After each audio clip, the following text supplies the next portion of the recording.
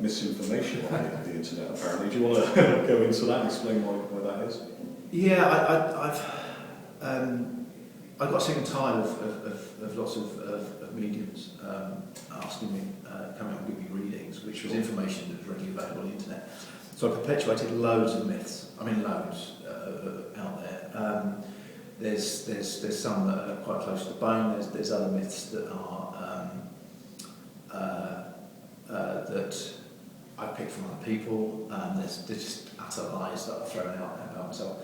And it's great fun because when mediums come up to you, you know they've read the internet because they can't tell you what the myths. I can imagine they suddenly come up with something that's completely. Absolutely. Yeah. So that's why there's a lot of misinformation. I quite like it because somewhere within all of that there is the truth. Because there was somewhere I read about the lottery winnings that you've had by a dog, so that would be that would be very interesting if someone come up with that. Believe it or not, if I had a lottery ticket that was eaten by the dog, I would never have another dog, including the mother-in-law. I can imagine. Another one, which is quite interesting, I found this one. Were you ever a tap dancing instructor? Actually, I was, yeah. You were, yeah. 15 years old, yeah. Yeah, I that's the one that... The funny thing was the people tend to sort of... They'll always go on to the ones that... Cause fact is stranger than fiction, usually. And it's the ones that people think, no way. And sometimes when people know there's misinformation, they'll come up with, well, you certainly weren't that. Well, actually, that's one thing I was. But yeah, I used to do a lot of tap dancing. I loved it. I was with the Paranormal School of Dancing in Shot, run by Thelma Townplayer, who the best dancing instructor on the planet, without a shadow of a doubt. Great fun. We used to have such a laugh. And I was dancing with her when I was 8, 9 years old, right the way through. And yeah, I used to love it. It used to be good fun. Have you met anyone? I know you knew Michael Winner. Sadly, we lost Michael Winner recently.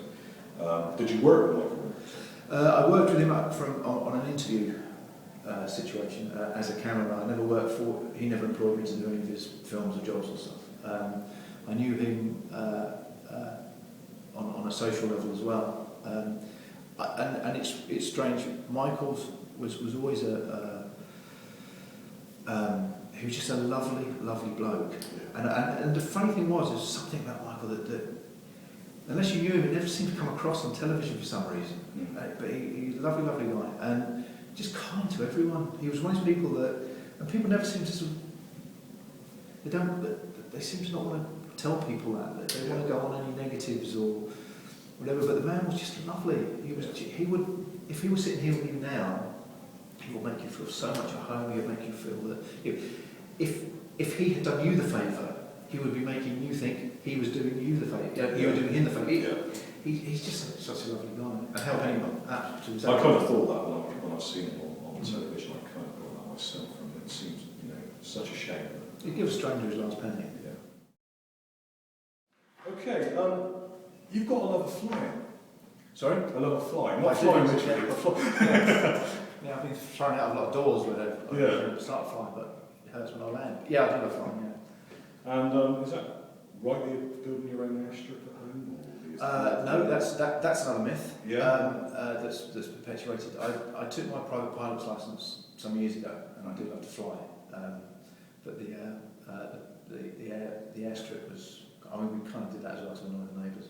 Now you're known for obviously Most Haunted, but Antix productions. You've been involved in other TV productions, other TV shows. Do you want to just quickly name some of the things you... Yeah, I mean, on the paranormal side, we've obviously got Ghost Hunting With, which is a celebrity-based entertainment show, which is good fun.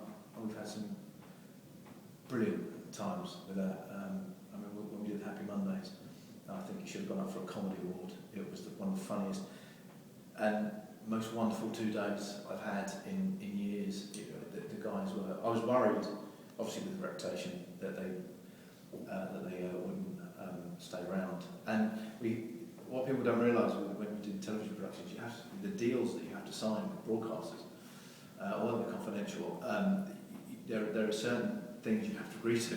Sure. And on these things, as Happy Mondays, they had to appear in every part.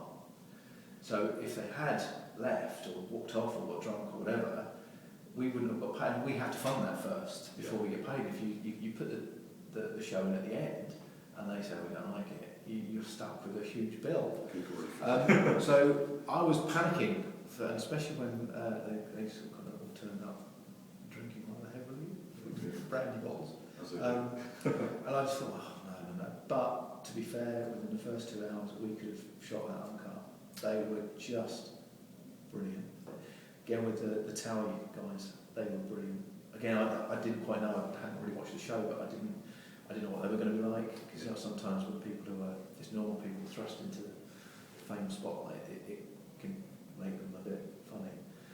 But they were brilliant. Again, I always tell everyone to work with them if you get the opportunity. Was that when you were involved, Blind Date? Yeah. We did, as a camera, I did a lot of blind dates, which was silly. I suppose that's quite amusing. Sometimes somebody auditions for Blind Date. Oh, they were brilliant. I mean, Blind Date was a great show because it was huge, and I used to love doing those live big sort of Saturday night entertainment shows with an audience behind it. I mean, the show wasn't live, but obviously when we did it, the studio audience was live. I used to love those, but TFI Friday, that was fantastic. I mean, very innovative television, and Chris, really pushed that, and he ran that with an iron fist, absolute iron fist. But the show was brilliant in its day. Wouldn't work now, but in its day it was absolutely fantastic.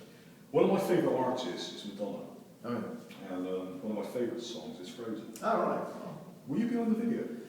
Yeah, we did the studio stuff for Frozen, the Frozen video for mainly the Japanese market, and I've worked with Madonna a few times, and she's I've always found her to be fantastic. She has her moments like all of us do, but she's brilliant. I know people like to, like anything, they like to slag people off, but she's not. She's great. She's a hugely talented woman, very powerful, very strong. But I think sometimes because it's a woman that's powerful and strong, somehow people are scared of it. If it was a man in that position, I wouldn't think twice. But she knows what she wants, and quite rightly she gets it. And the Frozen video was brilliant because I just remember standing, watching. We'd shot some stuff, and the director was just playing back the rushes on set. We were looking at what we were doing. We had these sort of strange machines, these cranes and stuff, low-angle machines. And one of the shots I was doing was this sort of low-angle shot, and I had this guy pushing this thing, and it was kind of broken, and the only way we could keep it together was just one piece of wood which kept falling out. So this poor assistant I had was trying to push this crane and keep the thing. And we were looking at the shot, and the editor, the vision mixer, done a quick cut, and I'm planning through, and I'm just standing watching it, thinking, yeah, this is actually looking all right. I'm quite pleased with it. And this little voice, I knew someone quite short was standing next to me, and just went, I really like that. That looks great. And oh shit, it's Madonna. And I actually thought, I can tell everyone I've watched Frozen video with Madonna. With Madonna? Actually with her. And that's amazing. But she was lovely. Yeah. She really was. So, most of it's coming back. We hope so, yeah. We hope so, yeah. And I have to say that because it's not actually confirmed. No. And I think you're going to hope no mediums. Yeah, I think that. I've always struggled with mediums. I come from a slightly different angle than most. A lot of people kind of say, "Oh, I never believed in them," but then I was told something I do. Yeah. I came from a point of trust where I trusted people to. Why would somebody lie to you when they say, "Oh, I'm no medium," so you believe it? And so I believed people were psychic, and then realised, when I saw how they could do it, how they could manipulate, and with things like, something as easy as any kind of mobile phone device.